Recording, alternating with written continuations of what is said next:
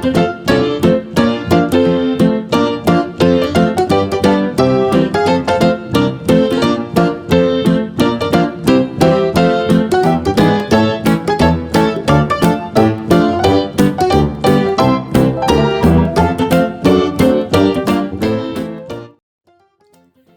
there, boys and girls. Welcome back to Gammie's Bedtime Stories.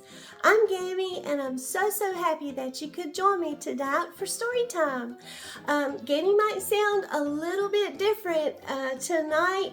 My voice might sound different. I've been battling allergies, but I'm getting a little bit better, so thank you for your patience and understanding.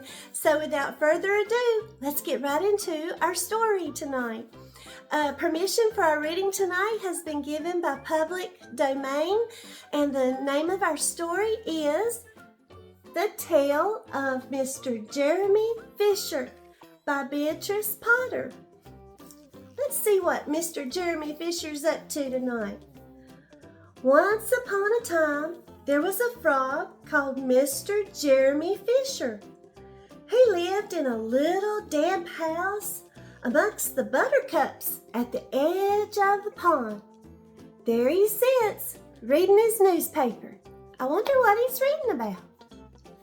Let's see what else he's up to. The water was all slippery and sloppy in the backyard, but Mr. Jeremy liked getting his feet wet. He didn't mind that at all. Nobody ever scolded him, and he never caught a cold. I wonder if he has allergies like Gammie. Let's see. He was quite pleased when he looked outside one day and he saw big old large drops of rain splashing in the pond. He loved getting wet. Frogs like the water, don't they? I will get some worms, and I will go a-fishing and catch a dish of minnows for my dinner, said Mr. Jeremy Fisher.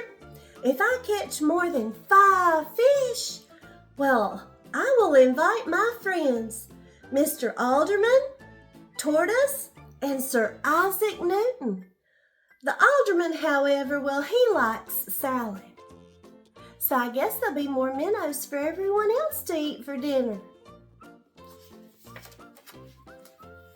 Mr. Jeremy, well, he put on his outfit for the rain and a pair of shiny rain boots.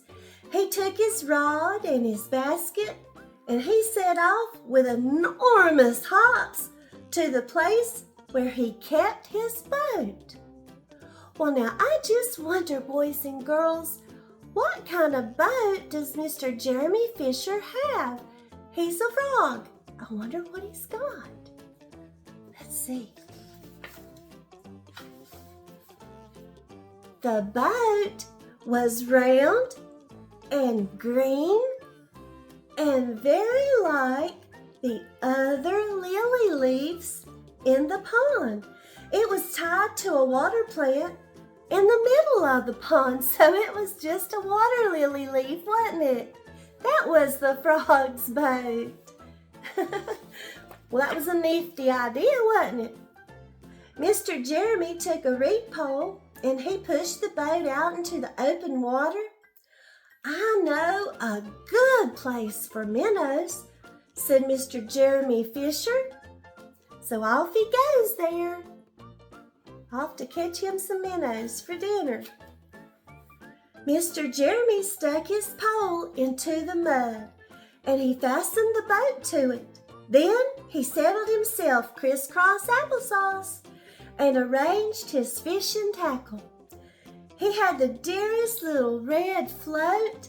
His rod was a tough stalk of grass. His line was a fine long white horsehair, and he tied a little wiggly worm at the very end of it. There he is, getting all set up, ready to go fishing. Do y'all like to go fishing, boys and girls? Gammie does. I like to go fishing. The rain trickled down his back, and for nearly an hour he stared at that float. "Well, this is getting tiresome. I think I'll eat me something," said Mr. Jeremy Fisher. He was getting hungry. He was tired of just waiting, wasn't he? He just sat back amongst the water plants and he started eating his lunch. He took it right out of the basket and started eating. "I will eat, a butterfly sandwich and wait till the shower's over," said Mr. Jeremy Fisher. There he is, eating his sandwich. A great big water beetle came up underneath the lily leaf and bit the toe of one of his rain boots. Mr. Jeremy crossed his legs up shorter and shorter out of reach, but he went on eating his sandwich. That wasn't going to stop him, was it? He just pulled his legs up closer to him. Once or twice, something moved about with a rustle and a splash amongst the rushes at the side of the pond. "Well, I trust that is not a rat," said Mr. Jeremy Fisher. "I think I'd better get away from here." That's probably a good idea, isn't it, boys and girls? Find him another spot. Mr. Jeremy shoved the boat out again a little way and dropped in the bait. There was a bite almost immediately. The float gave a tremendous bob. "A minnow! A minnow! I have him by the nose!" cried Mr. Jeremy Fisher, jerking up his rod. "Ah, you think he caught him a big minnow?" Let's see what he caught. But what a horrible surprise! Instead of a smooth, fat minnow, Mr. Jeremy landed little Jack Shark, the stickleback covered with spines. Look at that big old fish he caught. He didn't catch no little minnow. He caught a great big fish. Oh my goodness. The stickleback floundered about the boat, pricking and snapping until he was quite out of breath. Then he jumped back into the water. Oh, Mr. Jeremy Fisher's in a pickle now.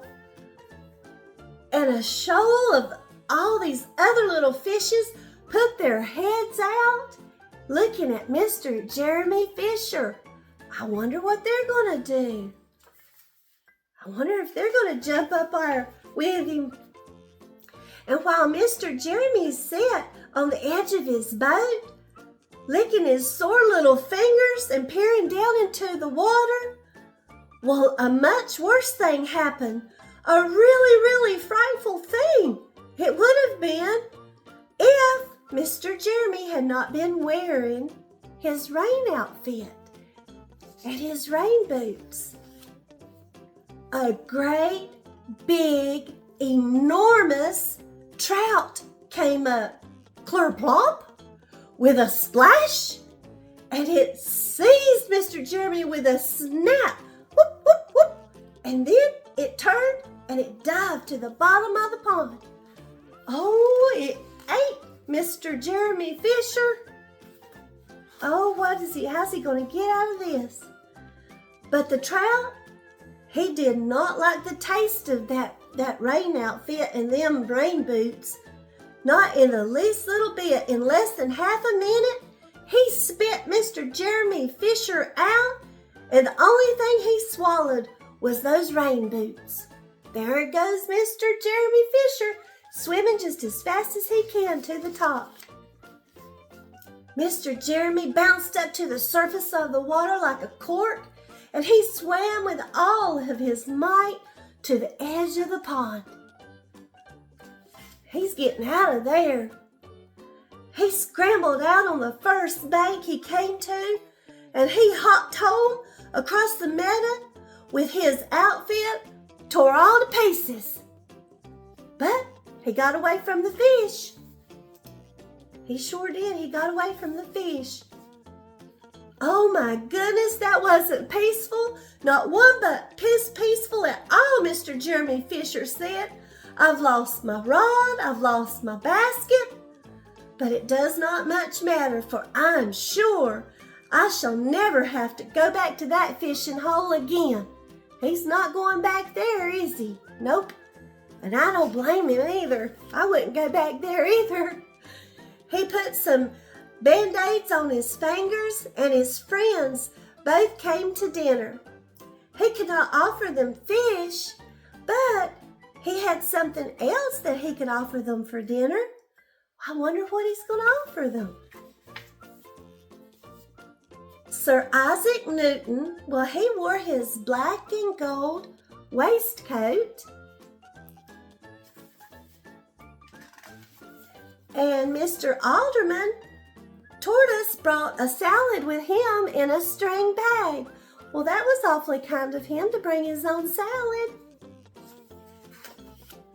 And instead of a nice dish of minnows, they had a roasted grasshopper with ladybird sauce, which frogs consider a beautiful treat. But I think it must taste very nasty. The end. Poor old Mr. Jeremy Fisher. He had such an adventure, didn't he, boys and girls? He might better, instead of going fishing, he might better maybe just stick to eating some vegetables.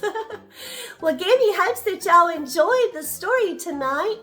I did. That was funny. And if you did, I would love it if you would give me a big thumbs up and share and subscribe to Gammie's Bedtime Stories.